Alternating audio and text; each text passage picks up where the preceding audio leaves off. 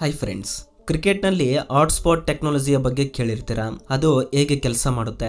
Transparent mobile cases ಕೆಲವು ದಿನಗಳಲ್ಲಿ ಯಾಕೆ ಯೆಲ್ಲೋ ಕಲರ್ಗೆ ಬದಲಾಗುತ್ತವೆ? ಬಾಳೆಹಣ್ಣು ತಿಂದ ತಕ್ಷಣ ನೀರು ಕುಡಿಬಾರದು ಅಂತಾರೆ ಯಾಕೆ? ಸ್ವಲ್ಪ ಜನ ಸರಾಯಿ ಕುಡಿದ ನಂತರ ವಾಂತಿ ಮಾಡಿಕೊಳ್ತಾರೆ ಯಾಕೆ? ಈ ವಿಡಿಯೋದಲ್ಲಿ ತಿಳಿದುಕೊಳ್ಳೋಣ. ಈ ವಿಡಿಯೋನ ಕೊನೆಯವರೆಗೂ ನೋಡಿ. Fact number 1. ಫ್ರೆಂಡ್ಸ್, ನಿಮ್ಮಲ್ಲಿ ತುಂಬಾ ಜನ ಕೋಕ್ ನ ಕುಡದೇ ಇರ್ತೀರಾ. ಕೋಕ್ ಟಿನ್ ನ ಓಪನ್ ಮಾಡಿದ ನಂತರ ಈ ಮೆಟಲ್ ಟಾಪ್ ನ ಬೆಂಡ್ ಮಾಡಿ ಅಥವಾ ಬ್ರೇಕ್ ಮಾಡಿ ನಂತರ ಕೋಕ್ ನ ಕುಡಿತಾರೆ ಕೆಲವು ಜನ.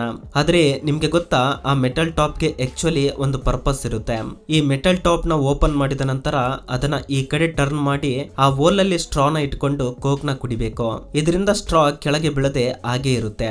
ಎಷ್ಟು ಜನ ಇದನ್ನ ಕರೆಕ್ಟ್ ಆಗಿ ಈ ರೀತಿ ಬಳಸಿದ್ದೀರಾ ಕಮೆಂಟ್ ಮಾಡಿ ತಿಳಿಸಿ. Fact number 2. ನೀವು ಗಮನಿಸಿದ್ರೆ ಕೆಲವು ಶರ್ಟ್ಸ್ ಹಿಂದುಗಡೆ ಈ ರೀತಿ ಸಣ್ಣದಾಗಿ ಉಕ್ನಂತದ್ದು ಇರುತ್ತೆ. ಇದನ್ನ ಫ್ಯಾಷನ್ ಅಥವಾ ಡಿಸೈನ್ ಅನ್ಕೊಳ್ತಾರೆ ತುಂಬಾ ಜನ. ಆದ್ರೆ 1960ರ ಟೈಮ್ ನಲ್ಲಿ ನೇವಿ ಡಿಪಾರ್ಟ್ಮೆಂಟ್ ನಲ್ಲಿ ಶಿಪ್ ನಲ್ಲಿ ಶರ್ಟ್ಸ್ ನ ಇಡೋದಕ್ಕೆ ದೊಡ್ಡ ದೊಡ್ಡ ಶೆಲ್ಫ್ಸ್ ಇರ್ತಾ ಇದ್ದಿಲ್ಲ.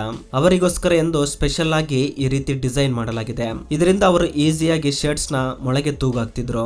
ಅಷ್ಟೇ ಅಲ್ಲ, ಇದರಿಂದ ಶರ್ಟ್ಸ್ ಮುದ್ದೆಯಾಗದಂತೆ ಐರನ್ ಮಾಡಿದಾಗ ಯಾವ ರೀತಿ ಇರ್ತಾ ಇತ್ತೋ ಹಾಗೆ ಇರ್ತಾ ಇತ್ತು. ಆದ್ರೆ ಈ ಫ್ಯಾಷನ್ ನ ಇಷ್ಟಪಟ್ಟು ಈ ರೀತಿಯ ಫ್ಯಾಷನ್ ಅಲ್ಲಿ ಶರ್ಟ್ಸ್ ನ ತಯಾರಿಸಲು ಶುರು ಮಾಡ್ತಾರೆ. ಆಗಿನಿಂದ ಈ ಟ್ರೆಂಡ್ ಹಾಗೆ ಫಾಲೋ ಮಾಡ್ತಾ ಬರ್ತಾ ಇದ್ದಾರೆ. Fact number 3.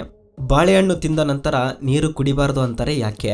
ಬಾಳೆಹಣ್ಣು ಒಂದು ಹೆವಿ ನ್ಯೂಟ್ರಿಯೆಂಟ್ಸ್ ಇರುವ ಹಣ್ಣು. ಕುಡಿಯೋ ನೀರಿನಲ್ಲಿ ಯಾವ ರೀತಿಯ ಪೋಷಕಾಂಶಗಳು ಇರ್ತಾವೋ ಬಾಳೆಹಣ್ಣಿನಲ್ಲೂ ಸೇಮ್ ಅದೇ ರೀತಿಯ ಪೋಷಕಾಂಶಗಳು ಇರ್ತವೆ.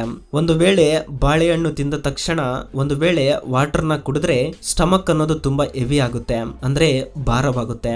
ಆಗ ಅದೆಲ್ಲ ಡೈಜೆಷನ್ ಆಗೋದಕ್ಕೆ ತುಂಬಾ ಸಮಯ ಹಿಡಿಯುತ್ತೆ. ಆ ಸಮಯದಲ್ಲಿ ಸ್ಟಮಕ್ ಎಲ್ಲ ಅನ್ಕಂಫರ್ಟ್ ಅನಿಸುತ್ತೆ. ಕೆಲವೊಮ್ಮೆ ಡೈಜೆಸ್ಟ್ ಆಗದೆ ತೊಂದರೆಯಾಗುವ ಅವಕಾಶನೂ ಇರುತ್ತೆ. ಅಷ್ಟೇ ಅಲ್ಲ, ಬಾಳೆಹಣ್ಣು ತಿನ್ನುವುದಕ್ಕೂ ಮುಂಚೆನು ನೀರು ಕುಡಿಯಬಾರದೆಂದು ಡಾಕ್ಟರ್ ಸಜೆಸ್ಟ್ ಮಾಡ್ತಾ ಇರ್ತಾರೆ. ನಾವು ಏನನ್ನಾದ್ರೂ ತಿಂದ ತಕ್ಷಣ ಅಬ್ಸಾರ್ಪ್ಷನ್ ಮತ್ತು ಡೈಜೆಷನ್ ಸರಿಯಾಗಿ ನಡೆಯಬೇಕು. ಅವು ಸ್ಲೋ ಆದ್ರೆ ಸ್ಟಮಕ್ ನಲ್ಲಿ ಆಸಿಡಿಟಿ ಹೆಚ್ಚಾಗಿ ತುಂಬಾ ಅನ್ಕಂಫರ್ಟೇಬಲ್ ಫೀಲಿಂಗ್ ಆಗುತ್ತೆ. ಕೇವಲ ಬಾಳೆಹಣ್ಣು ಅಷ್ಟೇ ಅಲ್ಲ, ಬೇರೆ ಯಾವುದೇ ಹೆವಿ ಫ್ರೂಟ್ಸ್ ಅಥವಾ ಫುಡ್ ನ ತಿಂದ ತಕ್ಷಣ ವಾಟರ್ ನ ಕುಡಿದ್ರೆ ಡೈಜೆಷನ್ ಆಗುವುದಕ್ಕೆ ರಿಲೀಸ್ ಆಗುವ ಆಸಿಡ್ ನ ವಾಟರ್ ಡಿಸ್ಟರ್ಬ್ ಮಾಡುತ್ತೆ. ಆದ್ರೆ ಇದು ಒಂದು ಸಲಕ್ಕೆ ಆಗದೇ ಇರಬಹುದು. ಆದ್ರೆ ಇದನ್ನೇ ಆಗಾಗ ಮಾಡ್ತಾ ಇದ್ರೆ ತೊಂದರೆಯಾಗುವ ಅವಕಾಶ ಇರುತ್ತೆ. Fact number 4. ಡ್ರಿಂಕ್ ಮಾಡಿದಾಗ ಯಾಕೆ ವಾಂತಿ ಮಾಡಿಕೊಳ್ತಾರೆ? ಒಬ್ಬ ವ್ಯಕ್ತಿ ಮದ್ಯಪಾನ ಮಾಡಿದಾಗ ನಮ್ಮ ಲಿವರ್ ಆ ಸರಾಯಿಯನ್ನ ಎಸಿಟಾಲ್ಡಿಹೈಡ್ ಅನ್ನೋ ಕೆಮಿಕಲ್ ಆಗಿ ಬದಲಾಯಿಸುತ್ತೆ. ಈ ಕೆಮಿಕಲ್ ಸ್ವಲ್ಪ ವಿಷಪೂರಿತವಾದುದು. ನಂತರ ಲಿವರ್ ಈ ಕೆಮಿಕಲ್ ನ ಎಸಿಟೇಟ್ ಆಗಿ ಬದಲಾಯಿಸುತ್ತೆ. ನಂತರ ಈ ಎಸಿಟೇಟ್ ನ ವಾಟರ್ ಮತ್ತು ಕಾರ್ಬನ್ ಡೈಆಕ್ಸೈಡ್ ಆಗಿ ಬದಲಾಯಿಸಿ ಇದನ್ನ ನಮ್ಮ ಮೂತ್ರ ಮತ್ತು ಇತರೆ ಚಟುವಟಿಕೆಗಳಿಂದ ರಿಮೂವ್ ಮಾಡುತ್ತೆ. ಇದು ಸರಾಯಿಯನ್ನ ಬೇಕಾಗುವಷ್ಟು ಪ್ರಮಾಣದಲ್ಲಿ ಕುಡಿದಾಗ ನಡೆಯುವ ಪ್ರಕ್ರಿಯೆ. ಒಂದು ವೇಳೆ ಹೆಚ್ಚಿನ ಮೊತ್ತದಲ್ಲಿ ಸರಾಯಿ ಕುಡಿದಿದ್ದೆ ಆದ್ರೆ ನಮ್ಮ ಲಿವರ್ಗೆ ಹೆಚ್ಚಿನ ಮೊತ್ತದಲ್ಲಿ ಎಸಿಟಾಲ್ಡಿಹೈಡ್ ಅನ್ನು ಈ ವಿಷಪೂರಿತವಾದ ಕೆಮಿಕಲ್ ನ ಕನ್ವರ್ಟ್ ಮಾಡಲು ಆಗುವುದಿಲ್ಲ. ಆಗ ಅದು ಹೊಟ್ಟೆಯಲ್ಲಿ ಹಾಗೆ ಇರುತ್ತೆ. ಆ ವಿಷಪೂರಿತವಾದ ಕೆಮಿಕಲ್ ಹೊಟ್ಟೆಯಲ್ಲಿ ಇರುವುದಕ್ಕೆ ಆಗದೆ ವಾಮಿಟಿಂಗ್ ರೂಪದಲ್ಲಿ ಹೊರಗೆ ಬರುತ್ತೆ. ಇಷ್ಟೇ ಅಲ್ಲದೆ ಗ್ಯಾಸ್ಟ್ರಿಟೈಸ್ ಕೂಡ ವಾಮಿಟಿಂಗ್ ಗೆ ಕಾರಣ. ಗ್ಯಾಸ್ಟ್ರಿಟೈಸ್ ಅಂದ್ರೆ ಹೊಟ್ಟೆಯಲ್ಲಿ ಏರ್ಪಡುವ ಉರಿ. ಸರಾಯಿ ಕುಡಿದಾಗ ಹೊಟ್ಟೆಯಲ್ಲಿ ಸಾಮಾನ್ಯವಾಗಿ ಉತ್ಪಾದನೆಯಾಗುವ ಆಸಿಡ್ಸ್ ಗಿಂತ ಹೆಚ್ಚಿನ ಮೊತ್ತದಲ್ಲಿ ಆಸಿಡ್ ಉತ್ಪಾದನೆಯಾಗುತ್ತೆ. ಆ ಆಸಿಡ್ ಸ್ಟಮಕ್ ಲೈನ್ ಗೆ ತೊಂದರೆ ಕೊಡುತ್ತೆ. ಆ ತೊಂದರೆಗೆ ಹೊಟ್ಟೆಯಲ್ಲಿ ಉರಿ ಉಂಟಾಗಿ ವಾಮಿಟಿಂಗ್ ಮಾಡಿಕೊಳ್ತಾರೆ. Fact number 5. ನಿಮ್ಮಲ್ಲಿ ತುಂಬಾ ಜನರಿಗೆ ಒಂದು ಬ್ರಾಂಡೆಡ್ ಮೊಬೈಲ್ ನ ಕೊಂಡುಕೊಂಡಾಗ ಅದಕ್ಕೆ ಪೌಚ್ ಹಾಕುವುದಕ್ಕೆ ಕೆಲವರಿಗೆ ಇಷ್ಟವಾಗುತ್ತೆ, ಇನ್ನು ಕೆಲವರಿಗೆ ಇಷ್ಟವಾಗುವುದಿಲ್ಲ. ಏಕೆಂದ್ರೆ ಮೊಬೈಲ್ ಲುಕ್ ಅನ್ನೋದು ಹಾಳಾಗುತ್ತೆ ಅಂತ. ಆದ್ರೆ ಫೋನ್ ಗೆ ಪೌಚ್ ಹಾಕದಿದ್ರೆ ಫೋನ್ ಡ್ಯಾಮೇಜ್ ಆಗುತ್ತೆ. ಅದಕ್ಕೆ ಮ್ಯಾಕ್ಸಿಮಮ್ ತುಂಬಾ ಜನ ಟ್ರಾನ್ಸ್ಪರೆಂಟ್ ಪೌಚಸ್ ನ ಬಳಸ್ತಾರೆ. ಆದ್ರೆ ಇವುಗಳಿಂದ ಪ್ರಾಬ್ಲಮ್ಸ್ ಏನಂದ್ರೆ ತಗೊಂಡ 2 ರಿಂದ 3 ತಿಂಗಳಲ್ಲಿ ಇವು ಯೆಲ್ಲೋಯಿಶ್ ಕಲರ್ ಗೆ ಬದಲಾಗಿ ಫೋನ್ ಲುಕ್ ನ ಡ್ಯಾಮೇಜ್ ಮಾಡ್ತವೆ. ಮೊದಲು ಈ ಟ್ರಾನ್ಸ್ಪರೆಂಟ್ ಫೋನ್ ಕೇಸಸ್ ಗಳನ್ನ TPU ಕೇಸಸ್ ಎಂದು ಕರೀತಾರೆ. TPU ಅಂದ್ರೆ ಥರ್ಮೋಪ್ಲಾಸ್ಟಿಕ್ ಪಾಲಿಯುರೆಥಿನ್. ಈ ಕೆಮಿಕಲ್ ಅನ್ನೋದು ಸೂರ್ಯನ ಕಿರಣಗಳಿಂದ ಬರುವ UV ಲೈಟ್ಸ್ ಕಾರಣದಿಂದ ಮತ್ತು ಬಿಸಿ ಕಾರಣದಿಂದ ಯೆಲ್ಲೋಯಿಶ್ ಕಲರ್ ಗೆ ಬದಲಾಗುತ್ತೆ. ಆ UV ಲೈಟ್ ನಿಂದ ಪೌಚ್ ನಲ್ಲಿ ಬಳಸಿದ ಮಟೀರಿಯಲ್ ನಲ್ಲಿರುವ ಕೆಮಿಕಲ್ ರಿಯಾಕ್ಷನ್ ಡಿಸ್ಟರ್ಬ್ ಆಗುತ್ತೆ. ಆ ಚೈನ್ಸ್ ಬ್ರೇಕ್ ಆಗಿ ಅವುಗಳ ಮಧ್ಯೆ ಇರುವ ಹೊಂದಾಣಿಕೆ ಹೋಗುತ್ತೆ. ಅದರಿಂದ ಇವು ಯೆಲ್ಲೋ ಕಲರ್ ಗೆ ಬದಲಾಗುತ್ತವೆ.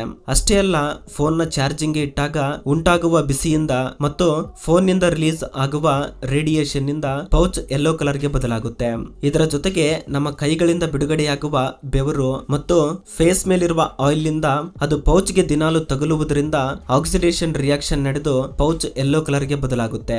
ಹಾಗಾದ್ರೆ ಯಾಕೆ ಫೋನ್ ಪೌಚಸ್ ನ ತಯಾರಿಸಲು ಈ ಮಟೀರಿಯಲ್ ಬಳಸ್ತಾರೆ? TPU ಮಟೀರಿಯಲ್ ತುಂಬಾ ಕಡಿಮೆ ಬೆಲೆಗೆ ಚೀಪ್ ಆಗಿ ಸಿಗುತ್ತೆ. ಹಾಗೆ ಸಿಲಿಕಾನ್ ಮತ್ತು ಪ್ಲಾಸ್ಟಿಕ್ ಪೌಚ್ ಗಿಂತ ಮೋರ್ ಫ್ಲೆಕ್ಸಿಬಲ್ ಆಗಿರುತ್ತೆ. ಫೋನ್ ಕೆಳಗೆ ಬಿದ್ದಾಗ ಸೈಡ್ ಗೆ ಡ್ಯಾಮೇಜ್ ಆಗದಂತೆ ಕಾಪಾಡುತ್ತೆ. ಫೋನ್ ಗೆ ಸ್ಕ್ರಾಚ್ ಆಗದಂತೆ ಪ್ರೊಟೆಕ್ಟ್ ಮಾಡುತ್ತೆ. ಆದ್ರೆ ಪೌಚ್ ಕಲರ್ ಬದಲಾದ್ರೂ ಅದರ ಡ್ಯೂರೇಬಿಲಿಟಿಯಲ್ಲಿ ಯಾವುದೇ ಬದಲಾವಣೆ ಇರುವುದಿಲ್ಲ. Fact number 6. ಕ್ರಿಕೆಟ್ ನಲ್ಲಿ ಮೋಸ್ಟ್ ಕ್ರೂಷಿಯಲ್ ಮೂವ್ಮೆಂಟ್ ಯಾವಾಗ ಬರುತ್ತೆ ಅಂದ್ರೆ ಬಾಲ್ ಅನ್ನೋದು ಬ್ಯಾಟ್ ಗೆ ಟಚ್ ಆಗಿದೆಯಾ ಇಲ್ಲ ಬ್ಯಾಟ್ಸ್ಮನ್ ಗೆ ತಗುಲಿದೆಯಾ ಎಂದು ಅಂಪೈರ್ ಗೆ ಗೊತ್ತಾಗದಿದ್ದಾಗ, ಬಾಲ್ ತುಂಬಾ ಕ್ಲೋಸ್ ಆಗಿ ಬ್ಯಾಟ್ಸ್ಮನ್ ಹತ್ತಿರ ಹೋದಾಗ ಈ ರೀತಿಯ ಸಿಚುವೇಶನ್ ಏರ್ಪಡುತ್ತೆ.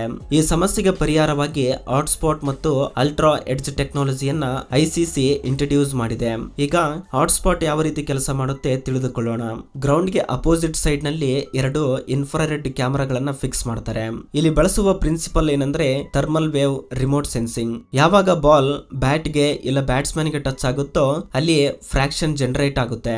ಅದರಿಂದ ಆ ಪ್ಲೇಸ್ ನಲ್ಲಿ ಟೆಂಪರೇಚರ್ ಅನ್ನೋದು ಸ್ವಲ್ಪ ಹೆಚ್ಚಾಗುತ್ತೆ. ಆ ರೀತಿ ಹೆಚ್ಚಾದ ಟೆಂಪರೇಚರ್ ನ ಇನ್ಫ್ರಾರೆಡ್ ಕ್ಯಾಮರಾಸ್ ಡಿಟೆಕ್ಟ್ ಮಾಡ್ತವೆ. ಅಲ್ಲಿ ಒಂದು ಬಿಳಿ ಬ್ರೈಟ್ ಸ್ಪಾಟ್ ನ ತೋರಿಸುತ್ತೆ. ಅದರ ಸಹಾಯದಿಂದಲೇ ಥರ್ಡ್ ಅಂಪೈರ್ ತನ್ನ ನಿರ್ಧಾರವನ್ನ ಫೀಲ್ಡ್ ಅಂಪೈರ್ ಗೆ ತಿಳಿಸ್ತಾನೆ. ಇಷ್ಟಕ್ಕೂ ಅಲ್ಲೆಲ್ಲೋ ಬ್ಯಾಟ್ಸ್ಮನ್ ನಿಂತುಕೊಂಡ ಸ್ಥಳದಲ್ಲಿ ಟೆಂಪರೇಚರ್ ಹೆಚ್ಚಾದ್ರೆ ಬೌಂಡ್ರಿ ಹತ್ತಿರ ಇರುವ ಕ್ಯಾಮರಾಗೆ ಹೇಗೆ ಡಿಟೆಕ್ಟ್ ಮಾಡ್ತವೆ ಎಂದು ನಿಮಗೆ ಡೌಟ್ ಬಂದಿರಬಹುದು.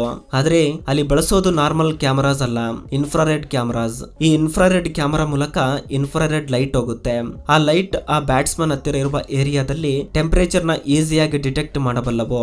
ಈ ಇನ್ಫ್ರಾರೆಡ್ ಟೆಕ್ನಾಲಜಿಯನ್ನ ನಾವು ಬಳಸುವ ಟಿವಿ ರಿಮೋಟ್ ನಲ್ಲೂ ಬಳಸ್ತಾರೆ. ಅದಕ್ಕೆ ನಾವು ಟಿವಿ ರಿಮೋಟ್ ನ ಟಿವಿಗೆ ಅಪೋಸಿಟ್ ಸೈಡ್ ಪ್ರೆಸ್ ಮಾಡಿದ್ರು ವರ್ಕ್ ಆಗುತ್ತೆ. ಇನ್ಫ್ರಾರೆಡ್ ಲೈಟ್ಸ್ ಅಷ್ಟು ಪವರ್ಫುಲ್ ಆಗಿರುತ್ತವೆ. ಇದು ಫ್ರೆಂಡ್ಸ್ ಈ ದಿನದ ವಿಡಿಯೋ. ಫ್ರೆಂಡ್ಸ್ ಈ ವಿಡಿಯೋದಿಂದ ಅಟ್ಲೀಸ್ಟ್ 1% ನಾಲೆಜ್ ಆದ್ರೂ ಸಿಕ್ಕಿದ್ರೆ ಈ ವಿಡಿಯೋಗೆ ಒಂದು ಲೈಕ್ ಮಾಡಿ ನಿಮ್ಮ ಫ್ರೆಂಡ್ಸ್ ಗೆ ಶೇರ್ ಮಾಡಿ. ಹಾಗೆ ನಮ್ಮ ಚಾನಲ್ ಗೆ ಸಬ್ಸ್ಕ್ರೈಬ್ ಮಾಡಿಕೊಂಡು ಸಪೋರ್ಟ್ ಮಾಡಿ. ಕೊನೆವರೆಗೂ ನೋಡಿದಕ್ಕೆ ಥ್ಯಾಂಕ್ಸ್ ಫಾರ್ ವಾಚಿಂಗ್.